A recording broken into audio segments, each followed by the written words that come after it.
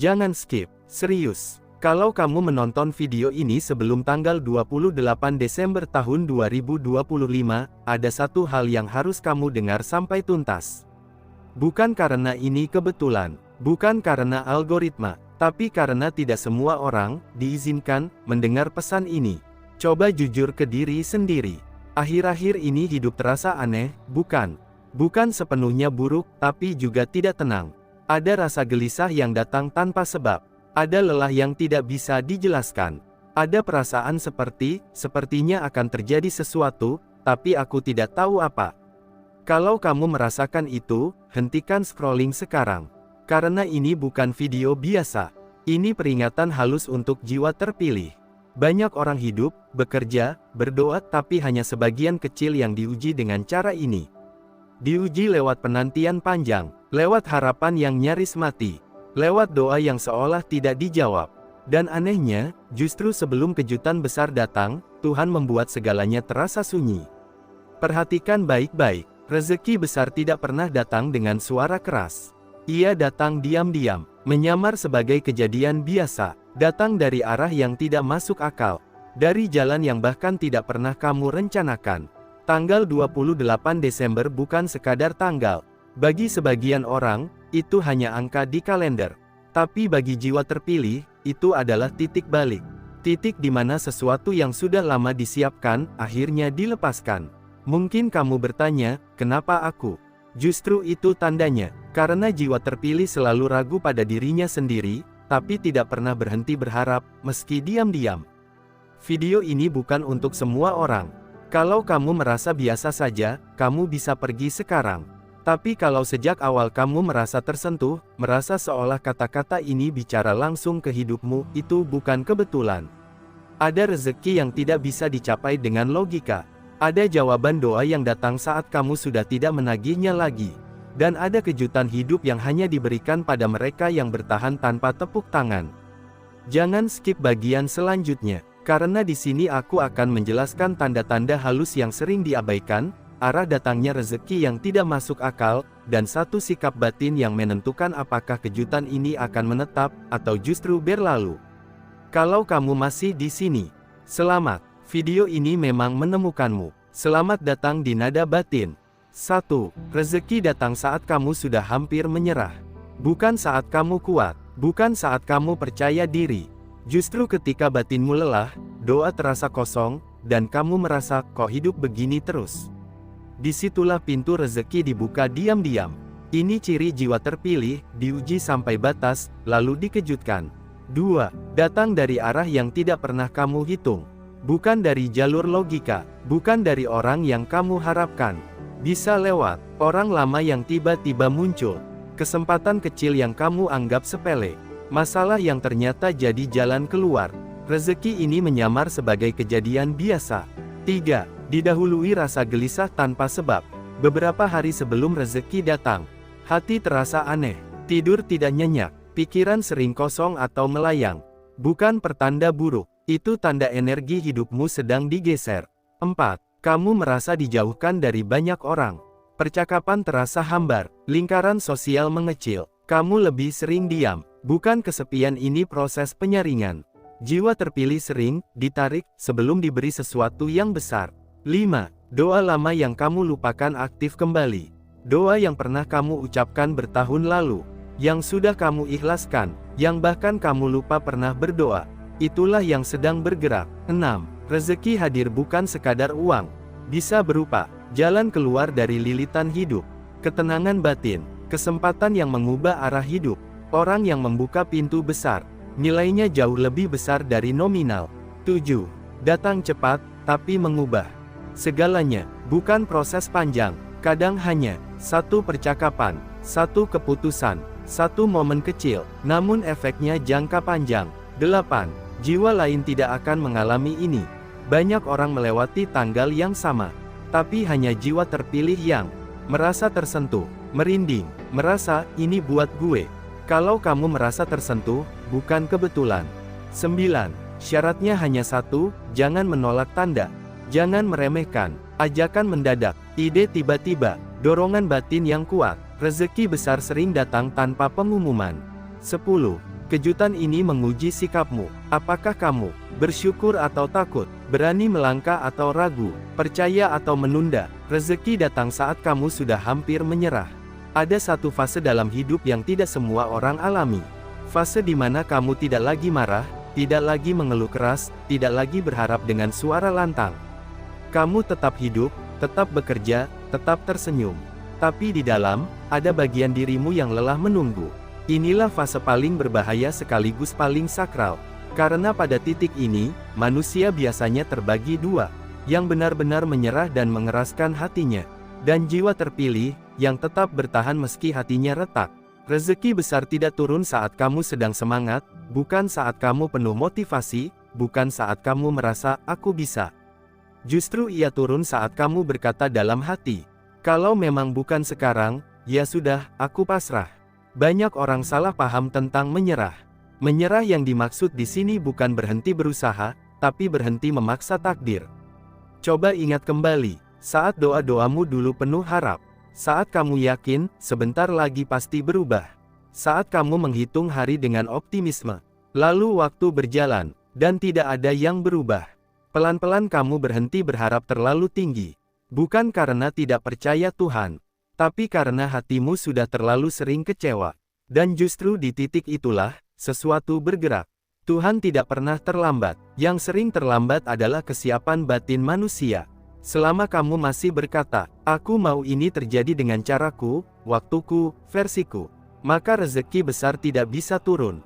Karena rezeki besar mengubah hidup, dan hidup yang berubah tidak bisa dikendalikan oleh ego lama. Jiwa terpilih selalu diuji sampai batas paling sunyi. Bukan diuji dengan kebisingan masalah, tapi dengan keheningan jawaban. Tidak ada kabar, tidak ada tanda jelas, tidak ada kepastian, hanya satu hal yang tersisa. Ketulusan bertahan tanpa jaminan. Dan ini berat, sangat berat. Di fase ini, kamu mulai berkata, "Aku akan tetap baik meski tidak diberi. Aku akan tetap bersyukur meski tidak paham rencanamu."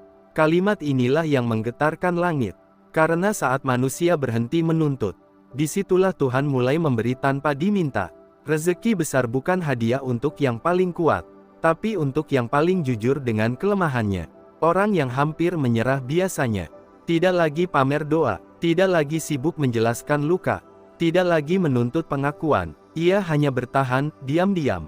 Dan percayalah, langit mencatat orang-orang seperti ini secara khusus. Itulah mengapa rezeki yang datang setelah fase ini terasa berbeda. Bukan sekadar uang, bukan sekadar kesempatan, tapi jawaban yang membuatmu menangis, karena kamu tahu, ternyata aku tidak dilupakan. Rezeki datang dari arah yang tidak pernah kamu hitung. Kalau rezeki datang dari arah yang kamu rencanakan, itu namanya hasil usaha. Tapi kalau rezeki datang dari arah yang tidak pernah kamu bayangkan, itulah intervensi Tuhan. Jiwa terpilih hampir selalu menerima rezeki dari jalur yang tidak logis.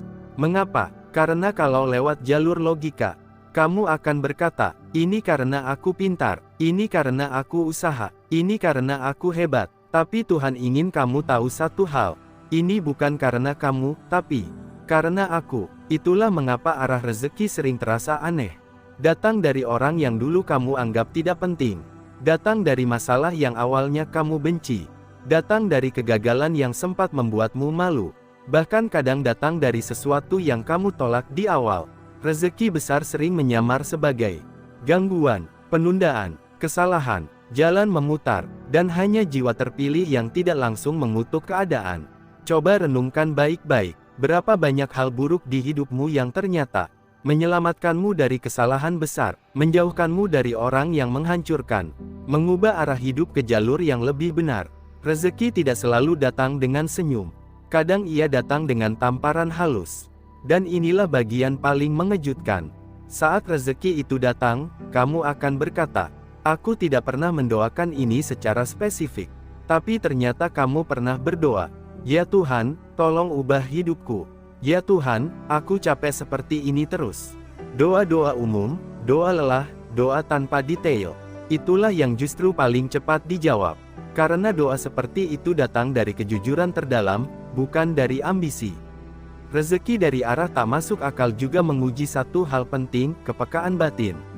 Banyak orang kehilangan rezeki besar bukan karena tidak diberi, tapi karena tidak mengenali bentuknya. Mereka menunggu uang, padahal yang datang adalah relasi.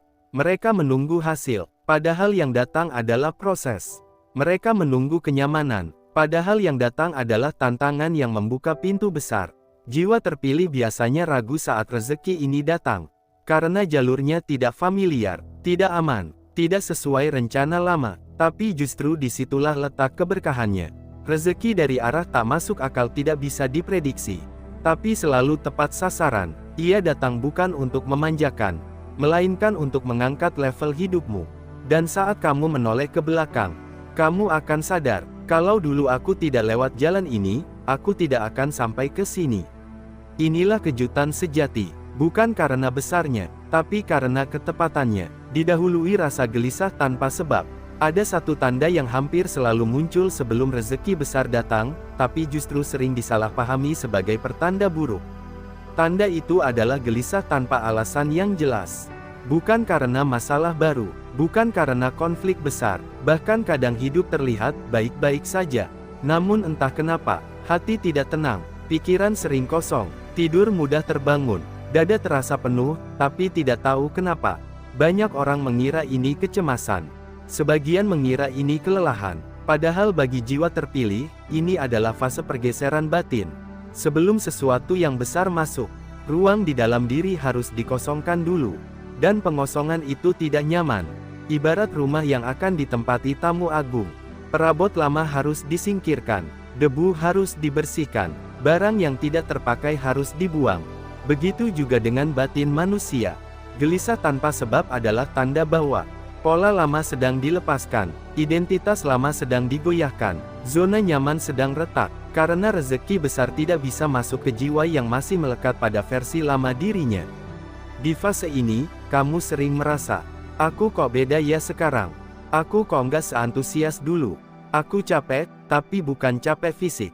Itu bukan kelemahan, itu transisi. Sayangnya, banyak orang gagal di fase ini karena panik. Mereka mencoba menenangkan diri dengan pelarian, kesibukan berlebihan, kebisingan yang dipaksakan, padahal yang dibutuhkan jiwa terpilih justru diam dan jujur pada rasa tidak nyaman itu. Karena disitulah pesan halus bekerja. Gelisah ini bukan untuk ditolak, tapi untuk didengarkan. Biasanya, setelah fase ini, kamu mulai lebih peka, intuisi terasa tajam, perasaan harus bergerak muncul tiba-tiba. Dan inilah momen krusial. Rezeki besar tidak datang saat kamu tenang sepenuhnya, tapi saat batinmu sudah cukup jujur untuk berkata, aku siap berubah, meski aku takut. Kamu merasa dijauhkan dari banyak orang. Ini poin yang paling menyakitkan, tapi justru paling menentukan. Sebelum kejutan besar datang, jiwa terpilih hampir selalu mengalami penyempitan lingkaran hidup. Orang-orang yang dulu dekat, mulai menjauh, tidak lagi nyambung. Percakapan terasa hambar, bahkan ada yang pergi tanpa penjelasan. Dan ini melukai, karena manusia pada dasarnya butuh ditemani. Namun sedikit yang sadar, ini bukan kehilangan, ini penyaringan. Tidak semua orang bisa ikut ke level hidup berikutnya. Rezeki besar membawa tanggung jawab besar, perubahan besar, tekanan baru, dan Tuhan Maha Tahu, siapa yang akan menarikmu ke belakang, menguras energimu, merusak fokusmu. Maka satu persatu, mereka dijauhkan secara halus. Bukan karena mereka jahat, tapi karena fase hidupnya berbeda. Di fase ini, kamu sering lebih nyaman menyendiri, lebih selektif berbicara, lebih banyak diam dan merenung. Banyak orang salah menilai ini sebagai kesepian. Padahal ini adalah masa inkubasi jiwa. Seperti benih yang ditanam, ia sendirian di dalam tanah. Gelap, sunyi, tapi justru disitulah akar tumbuh. Jiwa terpilih tidak dibesarkan di keramaian. Ia ditempa di kesendirian. Dan ini penting, karena saat rezeki besar datang, kamu harus punya mental yang kuat, tidak mudah terpengaruh, tidak lagi bergantung pada validasi manusia. Kesendirian ini membentuk satu hal krusial, keteguhan batin. Orang yang tidak pernah sendiri, akan goyah saat hidupnya berubah drastis.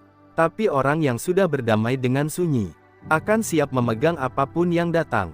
Itulah sebabnya sebelum kejutan besar, kamu dibuat, tidak terlalu butuh dipahami, tidak terlalu ingin dijelaskan, tidak terlalu haus pengakuan, Dan ketika kamu sampai di titik itu, percayalah, hidupmu sedang bersiap meloncat jauh.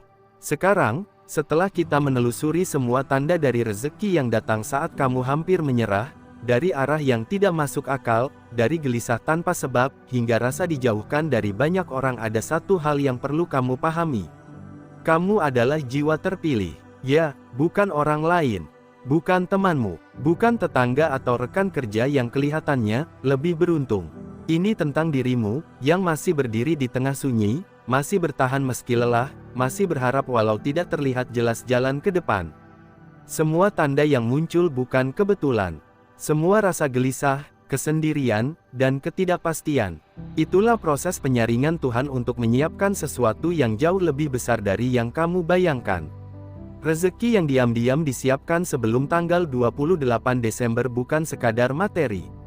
Ini jawaban atas doa yang lama terlupakan, ini kesempatan yang akan mengubah arah hidupmu, ini pintu yang membuka level baru dalam hidup, keuangan, dan kedamaian batin. Tapi ada satu syarat sederhana. Jangan menolak tanda-tanda itu, jangan tergesa-gesa, jangan meremehkan dorongan batin dan intuisi yang muncul tiba-tiba. Bersabarlah dan tetap buka hati. Ingat, jiwa terpilih adalah jiwa yang percaya walau tidak melihat, yang bersyukur walau belum tiba, yang bersabar walau jalannya sunyi. Kalau kamu merasa tersentuh saat menonton video ini, itu bukan kebetulan. Itu adalah panggilan halus untuk membuka mata, hati, dan jiwa, agar kamu siap menerima kejutan yang akan datang. Dan ketika rezeki itu datang, percayalah, kamu akan terkejut, tapi juga bersyukur. Hidupmu tidak akan sama lagi. Semua pengorbanan, semua lelah, semua doa yang diam-diam dipanjatkan, akhirnya membuahkan hasil. Jadi lakukan satu hal sekarang. Tarik napas dalam-dalam, rasakan setiap kata yang kamu dengar. Siapkan dirimu untuk menerima kejutan itu, karena tanggal 28 Desember bukan sekadar tanggal biasa, itu adalah batas waktu yang menandai perubahan besar dalam hidupmu. Dan ingat selalu, jiwa terpilih tidak menunggu. Ia bertindak, ia bersyukur, ia siap menerima, dan ia akan bersinar di tengah gelap.